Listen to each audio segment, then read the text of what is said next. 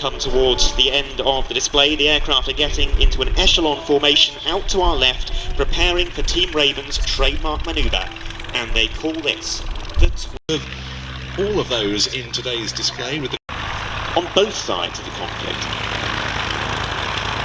There were more Blenheims in RAF service when war broke out in September 1939, nearly 1,100 of them.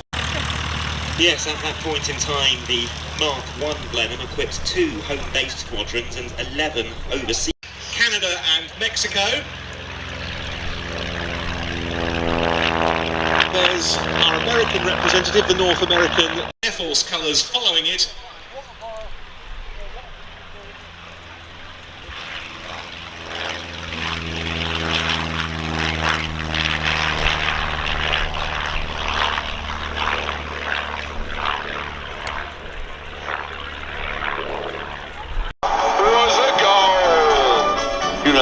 Small boys, jumpers for goalposts.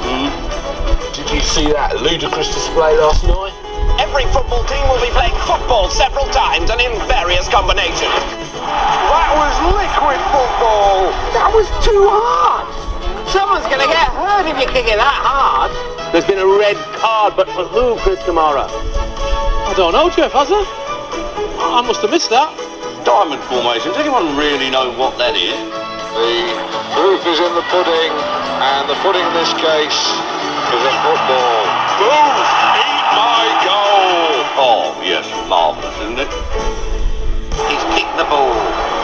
That man has it now. You can't expect a professional paid to do nothing but play football all day to achieve the same level of physical fitness as a man who works in a chip shop all week.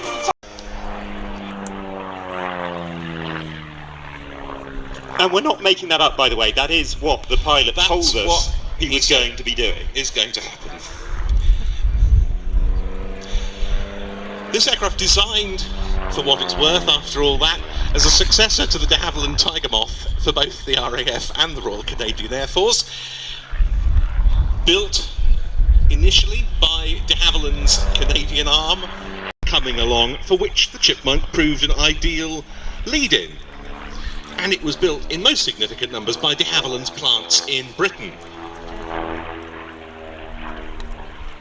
Chipmunks were among the first training aircraft to take advantage of new aerodynamic features such as strakes and stall breaker strips, all intended to make the aircraft as forgiving and as predictable as possible.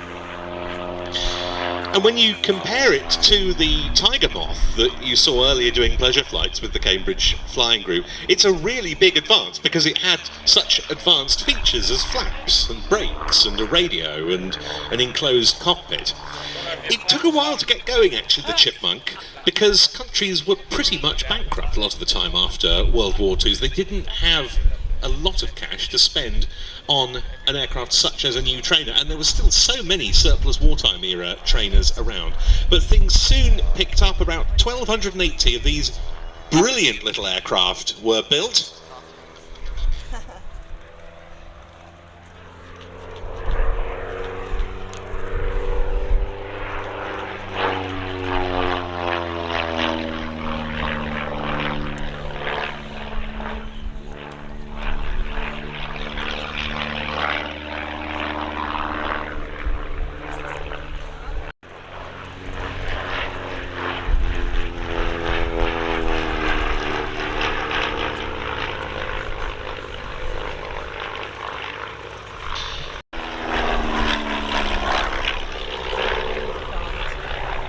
Each other round the skies in exactly the same way that footballers don't.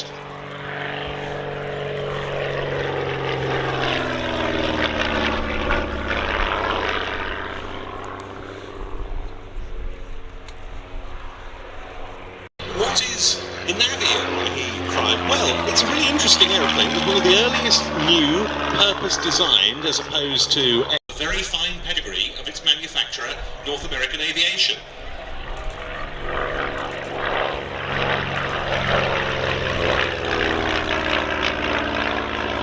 It was North American Aviation's very first foray into the world of civil aviation.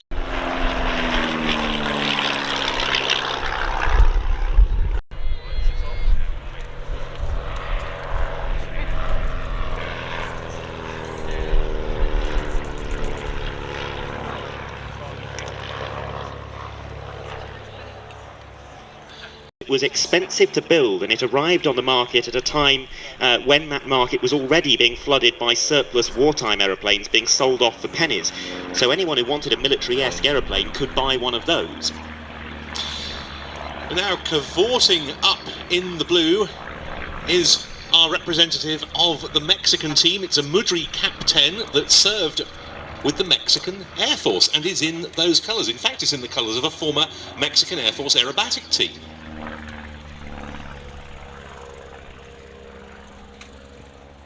Putting on a demonstration of absolutely liquid flying in this very, very popular aeroplane. You were talking about the Navion being praised by its pilots. This is universally loved, isn't it? And adored. In a Cap 10C as you can in a Mark V Spitfire.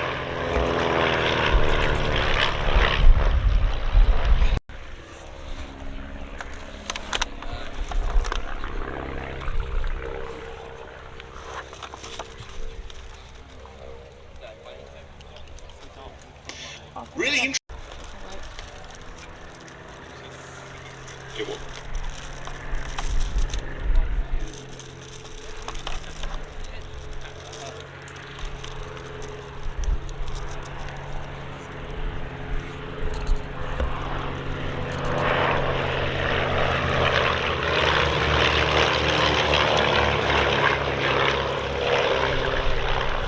It was, as you say, largely built from wood, had a fairly modest engine.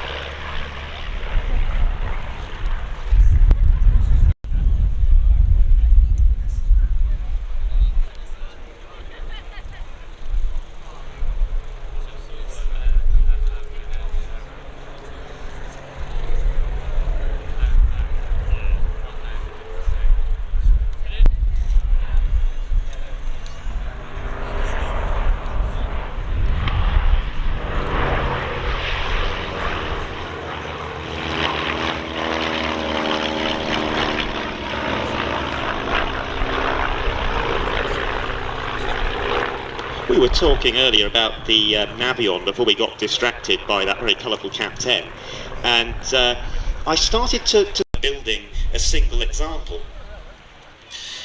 Navions were acquired pretty early in their career by the US Army. They called it the L-17, a liaison aircraft. They used it as a courier aeroplane, light transport and for communications. One official description called it a flying staff car, which was a rather nice term. They were used as forward air control platforms in the Korean War, and for casualty evacuation they could even fly off US Navy aircraft carriers.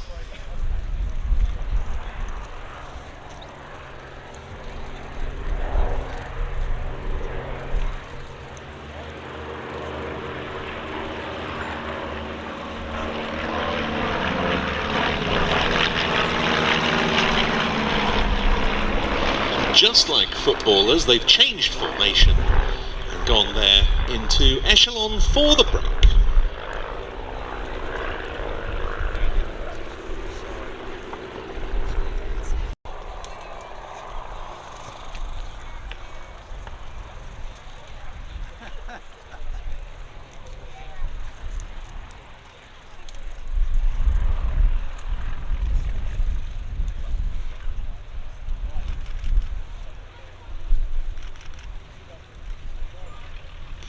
Andy Monk then touching down in the Chipmunk.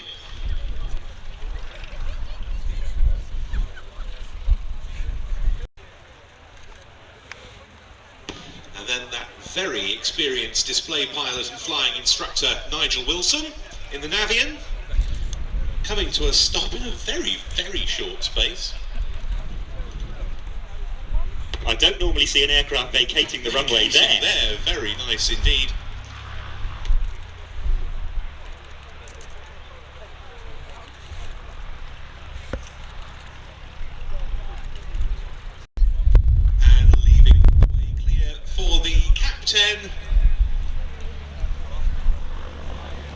In the hands of its owner, Stu Goldsping. That was a good display, wasn't it? Oh, yes, marvellous, wasn't it? Wasn't it? Our World Cup formation at the Festival of Flight 2026.